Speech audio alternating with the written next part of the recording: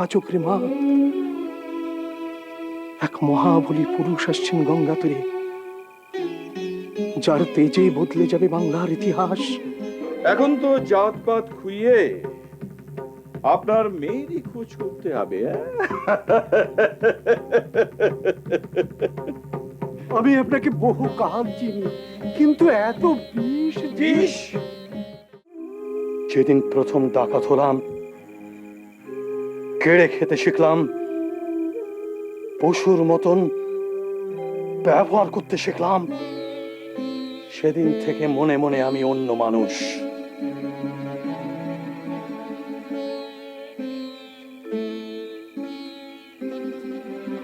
আমি মদ খাই না, মেয়ে মানুষ ছুঁই না, টাকা করিতে আমার কোনো স্পৃহা নেই।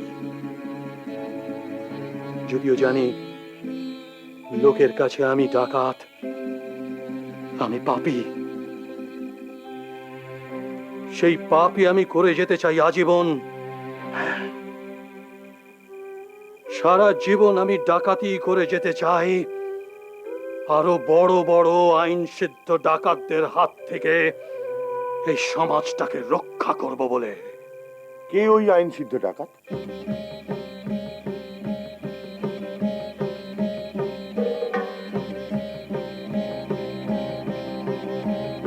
যখন যে গৌরের সিংহাসনে বসে আমার শত্রু গৌরেশ্বর সুলতান হোসেন শাহ।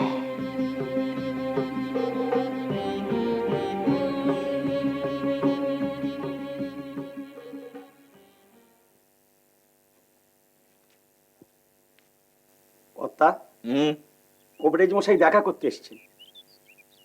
এখন এই সময় নেহাত প্রয়োজন না হলে অধিকারী মশাই এই সময় কারোর সঙ্গে দেখা করেন না। আগে বললাম তো, কিন্তু কবিরাজ মশাই বলছেন খুবই প্রয়োজন। ঠিক আছে, ডাকো। আসুন আসুন কবিরাজ মশাই।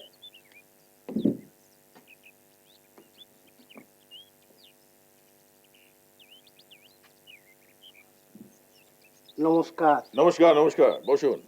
এই অবেলায় আবার কি অঘটন ঘটালেন? অপরাধ নেবেন না, নিতান্ত বাধ্য হই আহা, ভনিতা ছেড়ে আসল কথাটা বলুন। বলছি।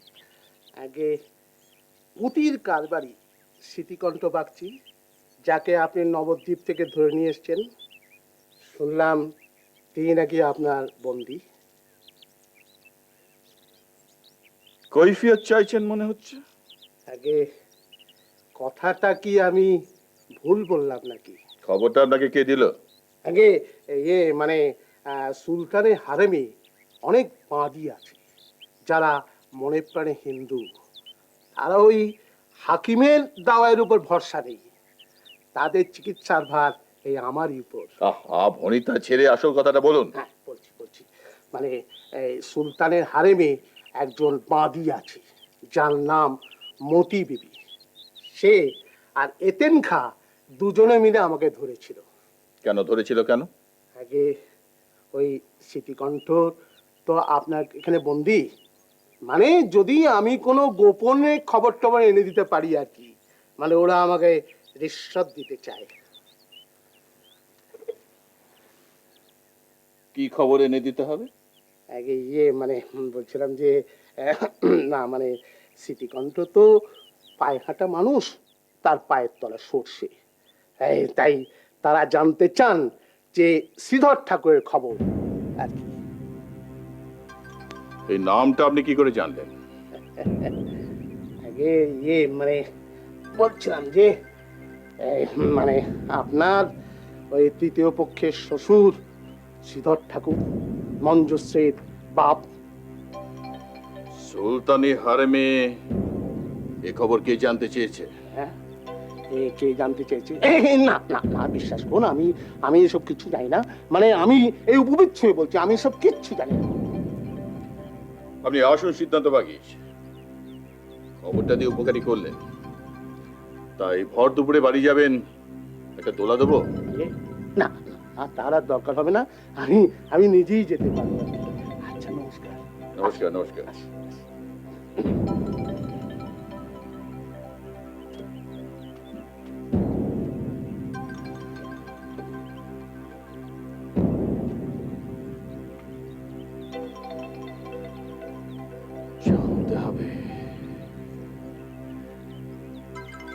জানতেই হবে আমাকে নতুন বেগমকে।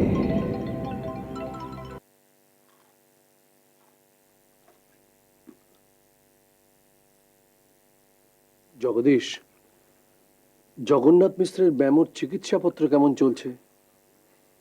বাহুল্য কিছু নেই, তবে বলতে পারেন কিছুটা অব্যবস্থাই চলছে।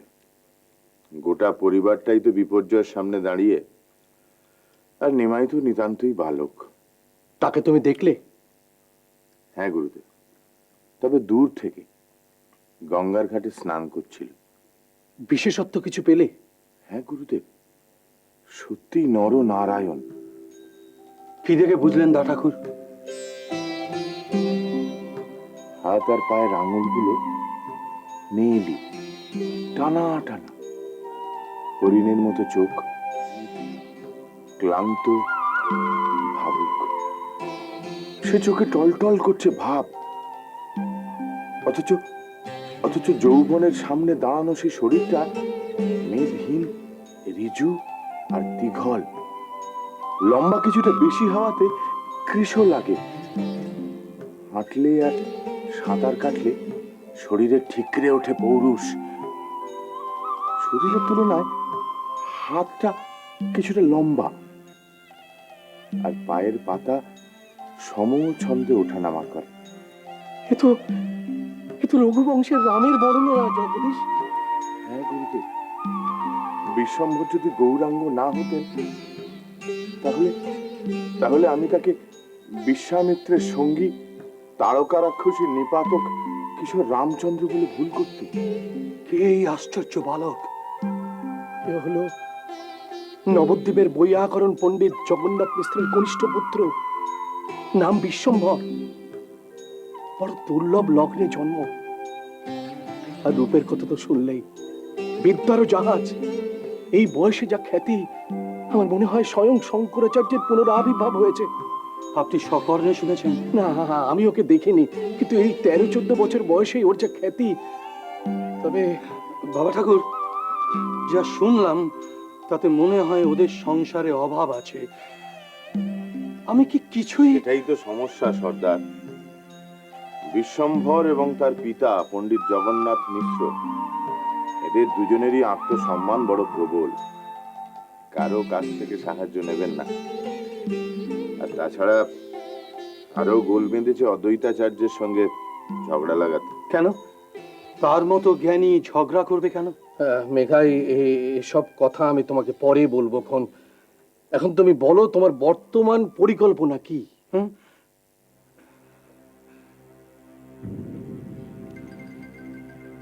আজ রাতে অন্ধকারে গা ঢেকে নিজের ঘাঁটিতে রওনা দেব।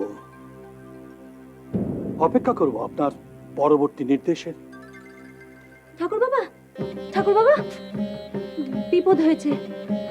তোমার দুজন সাকরেদের মধ্যে একজনের নাম কি মেঘাই সর্দার? হ্যাঁ মা, আমি মেঘাই সর্দার। কেন, কি হয়েছে? তুমি কে? ও হচ্ছে আমার নতুন মেয়ে।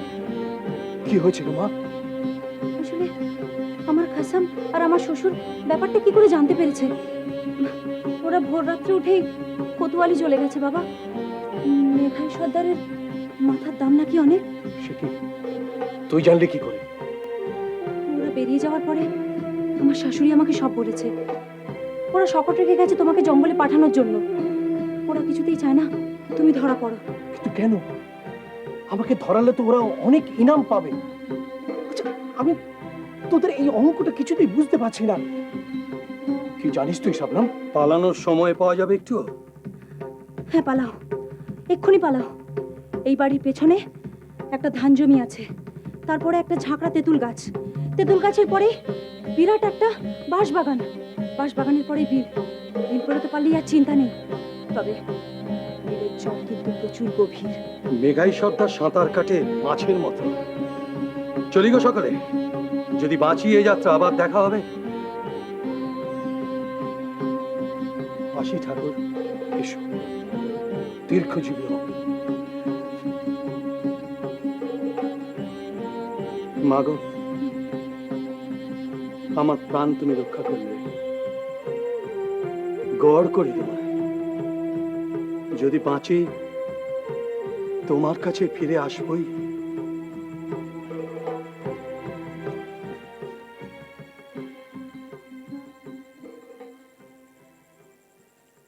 কিন্তু গুরুদেবের কি হবে? পালাবো, জঙ্গলে পালাবো এখনই।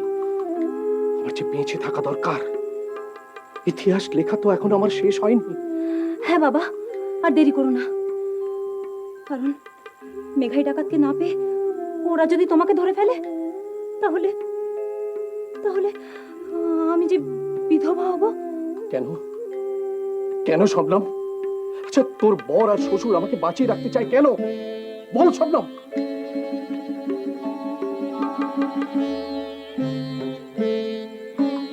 এই কথা তুমি জানতে চাও না বাবা।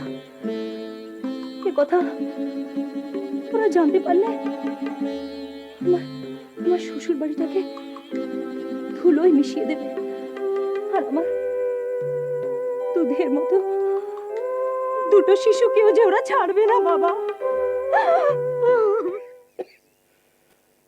কিন্তু অদ্বৈতাচার্যের কাছে শিক্ষা লাভ না করতে পারলে তোমার অসুবিধাটা কোথায় সেটা তো আমি বুঝতে পারছি না। আপনি পণ্ডিত মানুষ, এই কথাটা বুঝতে পারছেন না তা হয় না। আসল কথা হলো বুঝতে আপনি চাইছেন না। তুই কাকে কি বলছিস নিমাই?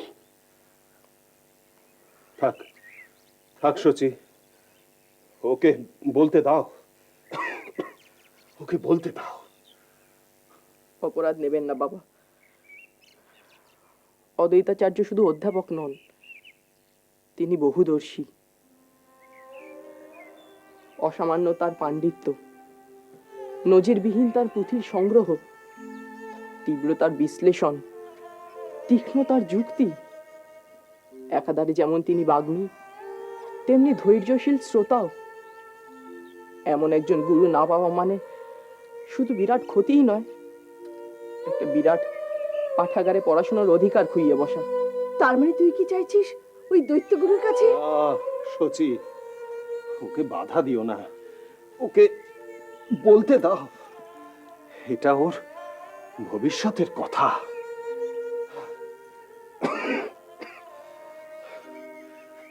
বলো বলো বিশ্বম্ভর, তোমার কি বলার আছে বলো। আচার্যদেব সত্যবদ্ধ, তাই তার কাছে পড়ার হয়তো আমার হবে না, কিন্তু আমি তার কাছে সময়ে অসময়ে যেতে চাই, আলোচনা করতে চাই, বিতর্ক চাই, আর চাই সেই অসামান্য পাঠাগারে পড়ার অনুমতি। ও, কিন্তু সে অনুগ্রহ তিনি তোমাকে করবেন কেন? হয়তো করবেন না বাবা। আমি তার প্রিয় শিষ্য ছিলাম। তোমার তোলা অভিযোগে আর মায়ের কথায় ব্যথিত হয়ে যেদিন উনি আমাকে ত্যাগ করেন, সেদিন উনি আমাকে তো কিছু বলেননি। এই কথাটাই আমি নবদ্বীপের শ্রেষ্ঠ নৈয়ায়িক আচার্যদেবকে মনে করিয়ে দিতে চাই। জিজ্ঞেস করতে চাই, কোন অপরাধে তিনি আমাকে তার পদতল থেকে বিচ্যুত করলেন। নিমাই,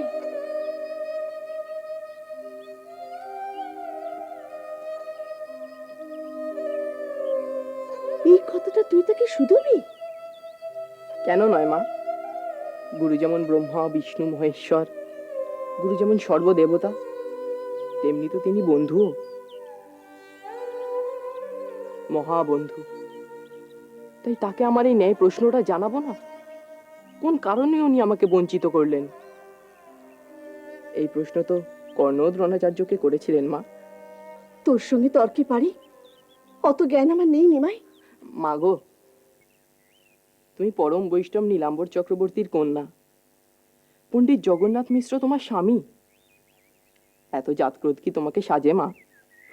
থাক বিশ্বম্ভর, মাতা পিতার দোষ ত্রুটি সুপুত্রে ক্ষমার চোখে দেখে। ও, তার মানে মনে মনে সব স্থির করে বাবাকে বলতে এসেছিস? উনি যে আমার আদিগুরু, বিশ্বম্ভর, বেশ, আমি অনুমতি দিলাম, কিন্তু তিনি তোমার সঙ্গে কেমন ব্যবহার করবেন সে আমার জানা নেই।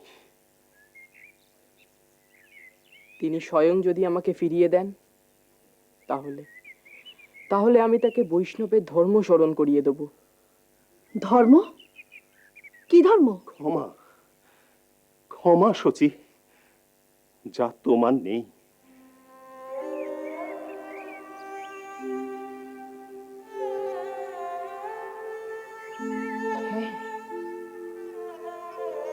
নেই।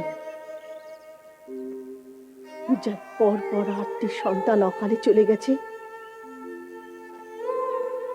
যার ছেলে থেকেও নেই, শেষ ছেলেটি ক্রমশ দূরে সরে যাচ্ছে, যার স্বামী দীর্ঘদিন অসুস্থ, তার তার তো ক্ষমা টমা শরীরে থাকে না। মন পোড়া কাঠ হয়ে গেছে আমার।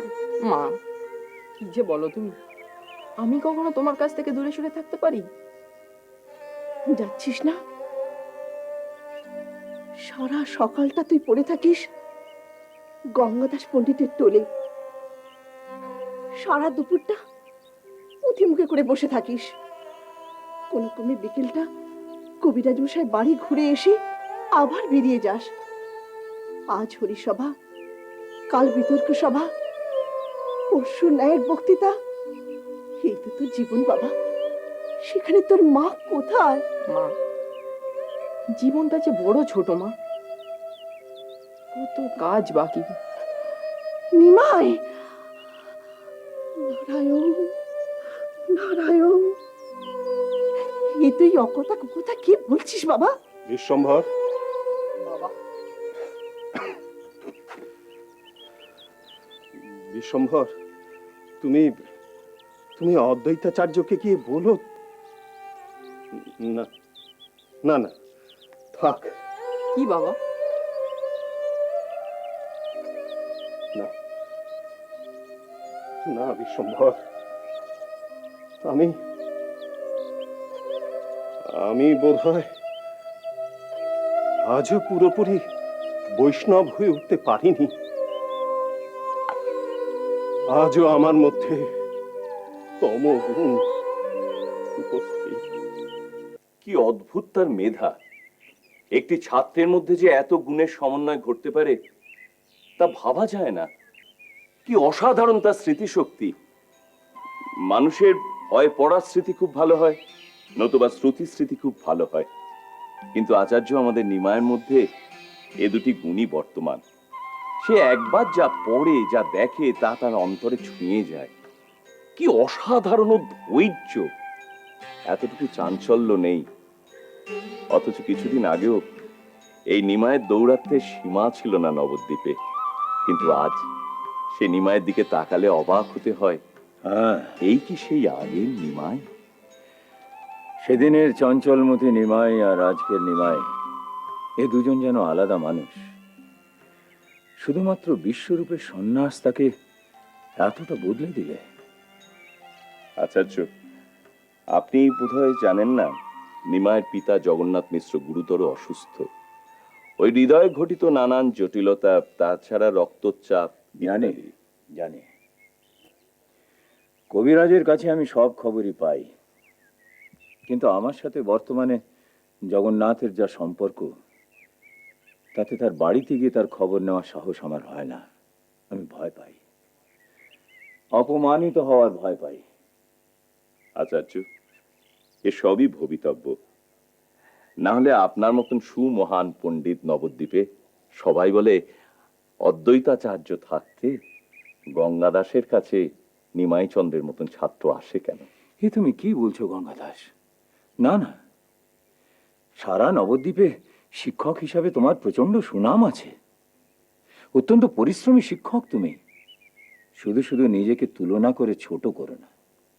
এসব কথা বাদ দিন আচার্য, আপনি আজকে আমাকে কেন স্মরণ করেছেন সেটা বলুন। হ্যাঁ, এসো, আসন গ্রহণ করো। আচ্ছা গঙ্গা দাস, তুমি কি নিমাইকে ইতিহাস পড়াও? না মানে ইতিহাস আমার ঠিক আসে না, তাছাড়া দর্শন পড়াতে পড়াতেই। কিন্তু নিমাইয়ের তো ইতিহাস পড়ার প্রয়োজন আছে। কিন্তু আচার্য, ইতিহাস তো ক্ষাত্র বিষয়ক ইতিহাস। হ্যাঁ, রাজনীতির সঙ্গে যাদের সরাসরি একটা যোগাযোগ আছে তাদের ইতিহাস পাঠের প্রয়োজনীয়তা আবশ্যক। তার কারণ ওই রাজনীতির খেলায় ইতিহাসের শিক্ষা গ্রহণ করা দরকার। কিন্তু নবদ্বীপে বৈষ্ণব ঘরের ব্রাহ্মণের সন্তান হয়ে এই অস্ত্র শিক্ষা ইতিহাসের কি প্রয়োজনীয়তা? আমি অস্ত্র শিক্ষার কথা বলছি না গঙ্গা দাস, আমি শুধু ইতিহাস শিক্ষার কথা বলছি। তা বেশ, সেই ইতিহাস নয় শিক্ষা করা যাবে, কিন্তু কোথায় সেই ইতিহাস? কার রচনা আছে? হ্যাঁ, শুনেছি ফার্সিতে লেখা কোনো গ্রন্থ মিললেও মিলতে পারে, কিন্তু তাও তো সেসব ইতিহাস রাজা রাজরাদের পয়সায় লেখা, তাদের মর্জিমাফিক ইতিহাস। তাতে তো মানুষের সুখ দুঃখের কথা নেই। সেই জন্যই তো তোমাকে ডেকে পাঠিয়েছি গঙ্গা দাস। গঙ্গা দাস, বাংলার সামাজিক ইতিহাস লেখার কাজ চলছে। যে ইতিহাসে শুধু রাজা বাদশার লোভ আর যুদ্ধের কথা লেখা থাকবে না, সেখানে বাংলার সাধারণ মানুষের খাওয়া পড়া, সুখ দুঃখ, উত্থান পতনের কথা লেখা থাকবে। সেই ইতিহাস নিমাইয়ের পড়া উচিত, পড়ার প্রয়োজনীয়তা আছে। সেই ইতিহাস পড়লে সাধারণ মানুষের সুখ দুঃখ সে বুঝতে পারবে। সেই ইতিহাস লেখার কাজ চলছে গঙ্গা দাস। কে লিখছেন সেই ইতিহাস?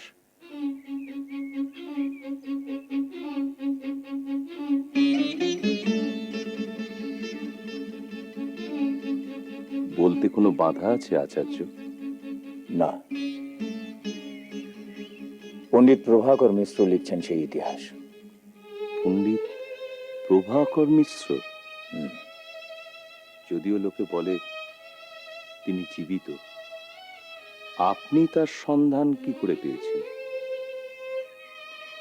না, আমি তার সন্ধান পাইনি। শুনেছি তিনি উত্তরবঙ্গে কোথাও আত্মগোপন করে আছেন। তবে একজনের মারফত তার সঙ্গে আমার যোগাযোগ হয়। আচার্য, আপনার মতন বিশুদ্ধ পণ্ডিত প্রভাকর মিশ্রের রাজনৈতিক কর্মকাণ্ডের সঙ্গে জড়িত কেন, আমি সেটাই বুঝতে পারছি না। তোমার জায়গায় অন্য কেউ এ প্রশ্ন করলে তার আমি উত্তর দেওয়ারই প্রয়োজন বোধ করতাম না। কিন্তু তুমি মন্ত্রগুপ্তির শপথ নিয়েছো, তাই তোমাকে আমি সবকিছুই বলতে পারি। গঙ্গা দাস, তোমার এই টোলের বাইরেও একটা বিরাট পৃথিবী আছে। সেই পৃথিবীকে জানার চেষ্টা করো গঙ্গা দাস, তাকে বোঝার চেষ্টা করো। আচার্য, আপনি আমাকে মার্জনা করবেন, আমি কিন্তু আপনার কথা কিছুই বুঝতে পারছি না। প্রভাকর মিশ্রের মতন লোক কেন রাজনীতিক হয়ে গেলেন এ কথা জানার কখনো চেষ্টা করেছো গঙ্গা দাস? আমি তো তাকে মাধবেন্দ্র পুরীর কাছে ছাত্রাবস্থা থেকে চিনি। তার মতন তার্কিক বৈষ্ণবদের মধ্যে আর নেই, এমনকি সনকরাও তাকে শ্রদ্ধা করে। গৌড়ের গাজী মকদম শাহ তার অন্তরঙ্গ বৌদ্ধ। এরা দুজনে মিলে এদের প্রতাপে বাঘে গরুকে এক ঘাটে জল খাওয়ান। তার মতন লোক শুধু হাফসিদের অত্যাচার অনাচারের প্রতিবাদ করেছিলেন বলে তার সেই অমূল্য গ্রন্থাগারকে সুলতানি শাসন পুড়িয়ে দেবে? দাস, আজ যারা তোমার বইপত্র পড়াচ্ছে, কাল তারা তোমার ভাত কাপড় নিয়ে টান মারবে। তারপরে তারা হাত বাড়াবে তোমার স্ত্রী কন্যার দিকে। তোমার তো উভয় সংকট গঙ্গা দাস। একদিকে তোমার জীবন সংকট, তোমার মনুষ্যত্বের সংকট, আরেকদিকে তোমার বিদ্যা, তোমার বুদ্ধি, তোমার দর্শন, তোমার চিন্তা সবকিছুর উপরে পরপর আঘাত নেমে আসছে। এই পরিস্থিতিতে প্রভাকর মিশ্রের সাহস ছিল, তাই তিনি রাজনীতি হতে পেরেছেন। কিন্তু আমি তুমি পেরেছি কি? কিন্তু আমি কি করতে পারতাম আচার্য? আমার ক্ষমতা কতটুকু? তোমার অনেক ক্ষমতা গঙ্গা দাস, তুমি অনেক কিছু করতে পারতে। আমি? হ্যাঁ, তুমি। শোনো গঙ্গা দাস, তোমার গ্রন্থাগারে কি পুঁথিপত্র আছে সব আমার জানা।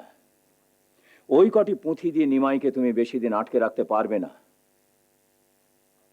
বেশ, আপনি আমাকে কি করতে বলেন বলুন। তুমি এবং নিমাই যখনই প্রয়োজন হবে আমার গ্রন্থাগারটি ব্যবহার করতে পারো।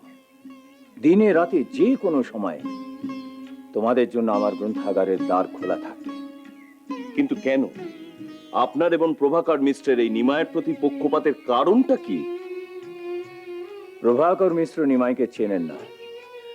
তিনি যা কিছু করছেন তা লোক মুখে নিমাইয়ের অসাধারণ মেধার খবর পেয়ে করছেন। আর আমি যা করছি, কেন করছি, তার উত্তর নয় তুমি আজ নাই জানলে। থাক সে কথা। গঙ্গাদাস, তুমি আমার অনুরোধ রাখবে তো? আচার্য, আমি যথাসাধ্য চেষ্টা করব। আমি ধন্য হলাম।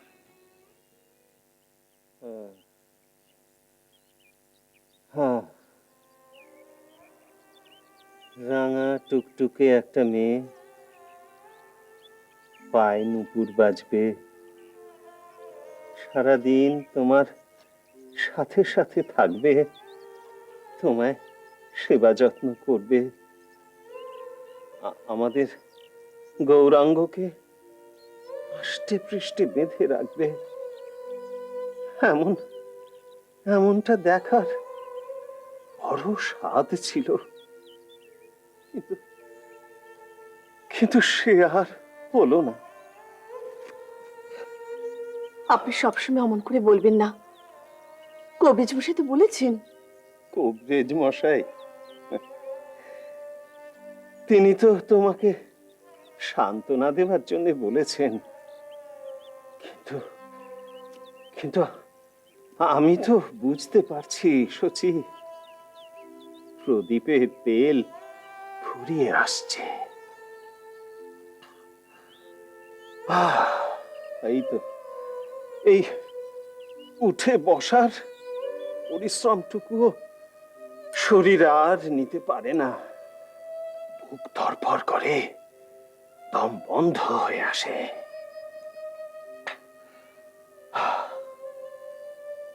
আজ 4 মাস চতুষ্পাঠী বন্ধ।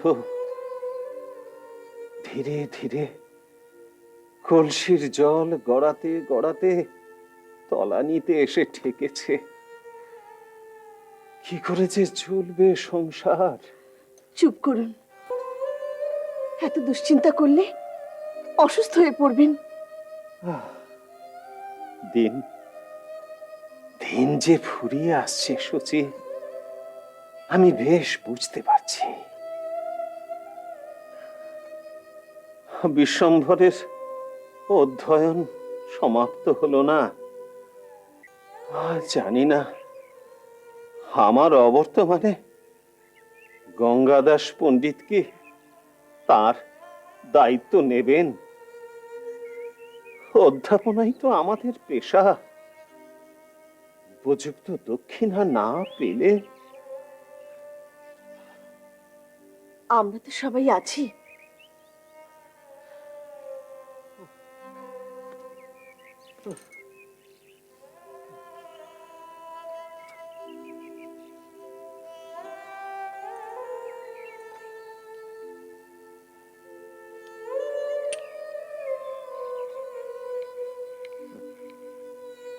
সর্বরীরা আছে, সর্বজয়ারা আছে, শ্রীহট্টে আমার শ্বশুরবাড়ি ভিটে মাটি আছে, যৎসামান্য আমার গয়নাও আছে।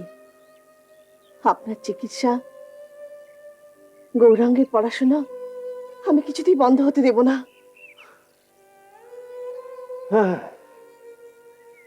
আচ্ছা, তুমি একটা ব্যাপার লক্ষ্য করেছো? কি? ওই ওই হরিতকি মিশ্রের ছেলে সকালে দেখি গঙ্গাদাস পণ্ডিতের টোল থেকে ফেরে। আমি এই দাওয়ায় বসে বসেই দেখতে পাই। আবার বিকেল বেলাও সূর্যাস্তের পূর্বেই সে বাড়ি ফেরে। কিন্তু আমাদের বিশ্বম্ভর তো আরো অনেক পরে ফিরে আসে। কি করে সে অতক্ষণ?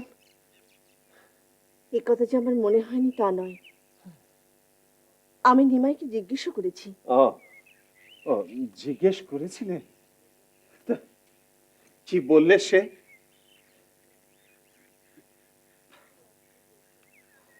সে আজকাল দৈত্যগুড়ির বাড়ি যাতায়াত শুরু করেছে। যাচ্ছে? সত্যি যাচ্ছে? নিমাই তো মিছে কথা বলে না, ওটাই তোর একমাত্র গুণ। ত্রিপুরারি, তোমার পায়ে শত কোটি প্রণাম ঠাকুর। আমায় আমায় বড় নিশ্চিন্ত করলে তুমি। আবার আবার অদ্বৈতাচার্য বিশ্বম্বরকে তার পায়ে ঠাঁই দিলেন। আমি আমি বড় নিশ্চিন্ত হলাম। সবই তোমার করুণা ঠাকুর। কর্তিটা খেয়ে নি।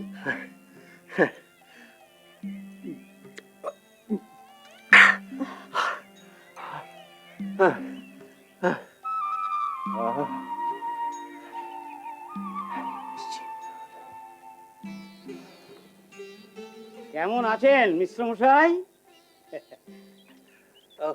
বনমালী ঘটক, আরে, আপনি কোত্থেকে?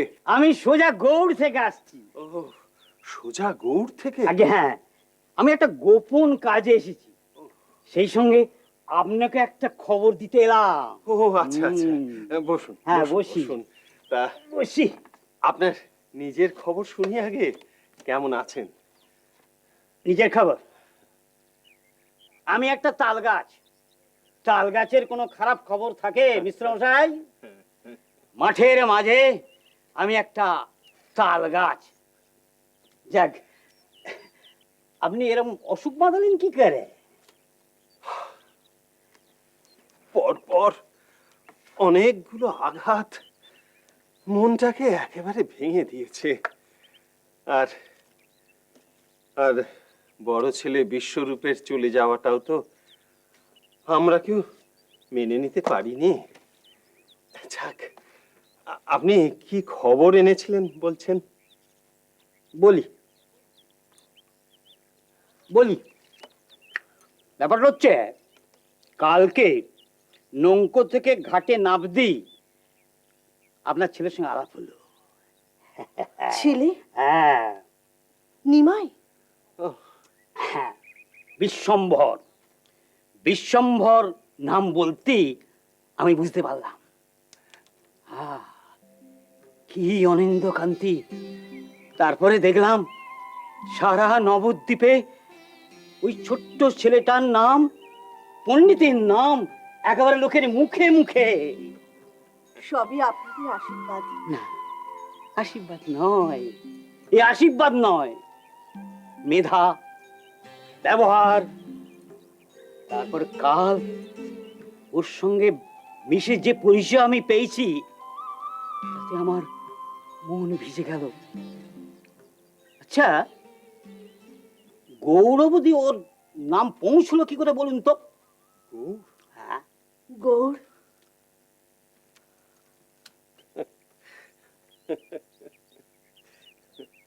গৌড়ের নিমাইয়ের নাম? আগে হ্যাঁ।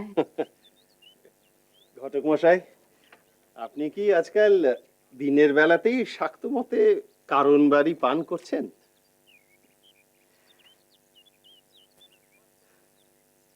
আপনি আমায় উপহাস করছেন, ভাবছেন আমি প্রলাপ বকছি। আপনি নতুন সুলতান ওই হুসেন শাহকে চেনেন? আগে না, তবে আমাদের বিশ্বম্ভরের সঙ্গে তার কি সম্পর্ক? কদিন আগে স্মৃতিকণ্ঠ বাগজিকে ওই গৌড়ের পেয়াদা নবদ্বীপ থেকে তুলে নিয়ে গেছে, সেটা আপনি জানেন? হ্যাঁ হ্যাঁ হ্যাঁ, সে কথা কানে এসেছে বটে। স্মৃতিকণ্ঠ এখন আছেন ওই গৌড়ের অধিকারী সুবুদ্ধি রায়ের অতিথিশালায়। আমি সকর্ণে শুনেছি। কি আপনি আপনি এসব কথা নিয়ে পাঁচকান করবেন না, আমার জীবন সংশয় হবে।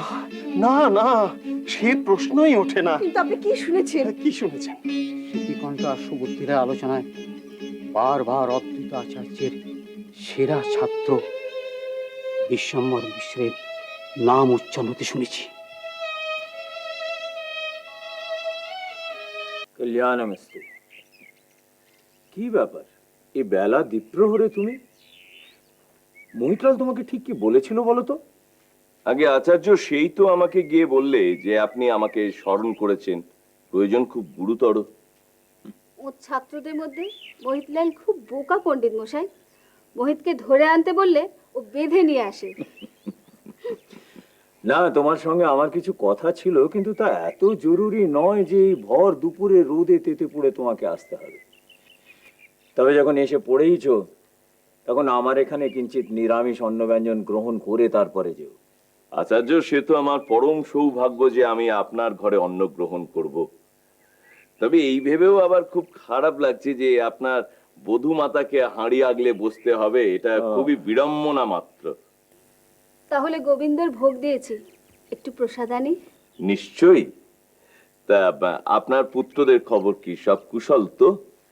হ্যাঁ, খুব ভালো। আমার মধ্যম পুত্রটি সম্ভবত দক্ষিণে যাবেন, ওর আরো পড়ার ইচ্ছে। বাহ, খুব ভালো। আপনি মার্জনা করবেন, কৌতূহল বশত এই প্রশ্নটা করছি। আপনি সেই থেকে দেখছি একটি দ্রবণ এই পুঁথিতে লাগাচ্ছেন, এটা কিসের ব্যাপার বলুন তো? আর বলবেন না, আপনাদের আচার্যের মাথাটিতে তো উদ্ভট চিন্তার একেবারে হাড়ি। এটি সাপের সঙ্গে ব্যাঙ মিশিয়ে বানানো। এটি দিয়ে স্নান করালে পুঁথির পরণভাবে আরো বাড়বে। সাপের সঙ্গে ব্যাঙ মিশিয়ে? আচ্ছা, তোমরা কি শুরু করলে? এই দ্বীপ্রহরে বৌদিদি দেবরে মিলে এই বৃদ্ধের ভীমরতির চর্চা করছে। ভীমরতি আপনার? হতেই পারে না। পণ্ডিত মশাই, এই রাসায়নিক দ্রব্যটি জেনে নিন, পুঁথির যত্নে অভ্যর্থ ওষুধ। অভ্যর্থ কিনা জানি না, তবে দেখো গঙ্গাদাস, আমাদের বঙ্গদেশ তো বর্ষার দেশ। বাতাসে জলীয় উষ্ণতা, তার উপরে কীট পতঙ্গ প্রচুর।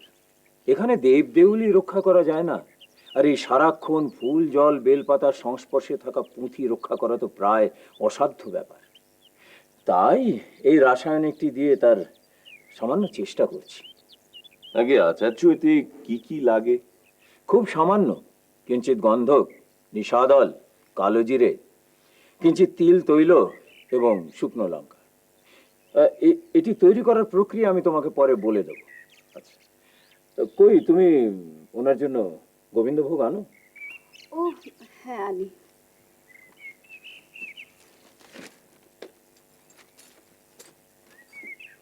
আচার্য, অস্থির হয়েও না, তোমার ভয়ের কোনো কারণ নেই। শোনো গঙ্গা দাস, আমি যদি তোমার কাছে কিছু প্রার্থনা করি, তুমি আমাকে দেবে? যদি আমার সাধ্যাতীত হয়। অর্বাচীনের মতন কথা বলো না গঙ্গা দাস, সাধ্যাতীত প্রার্থনা করে শুধু মূর্খে। বেশ, আমি চেষ্টা করব। কিন্তু তার আগে তোমাকে মন্ত্রগুপ্তির শপথ নিতে হবে। তোমাকে শপথ নিতে হবে যে তোমার আর আমার এই আলোচনার কথা তোমার জীবিতকালে তৃতীয় কোনো ব্যক্তি জানতে পারবে না। পারবে? কিন্তু তুমি আমার উপর ভরসা করতে পারছো না গঙ্গা দাস? আমি আপনাকে কথা দিলাম আচার্য। নিন পণ্ডিত মশাই, শুরু করুন। সীতা, আমি এবং গঙ্গা দাস আমরা কিছু গোপন আলোচনা করব। বেশ তো, করুন না। আপনার ছাত্ররা তো কেউ নেই এখন। না সীতা, আমি এবং গঙ্গা দাস ব্যতীত অন্য কোনো তৃতীয় লোকের এটা জানা উচিত নয়। ও, আমাকে নিয়েই সমস্যা? বেশ, আমি ঘরে যাচ্ছি। একটা কথা বলি পণ্ডিত মশাই, আপনাদের আচার্যদেব কিন্তু দিনে দিনে ইতিহাসের চাণক্যের মতো জটিল কূট ব্রাহ্মণে পরিণত হচ্ছে না? এ তুমি কি বলছো?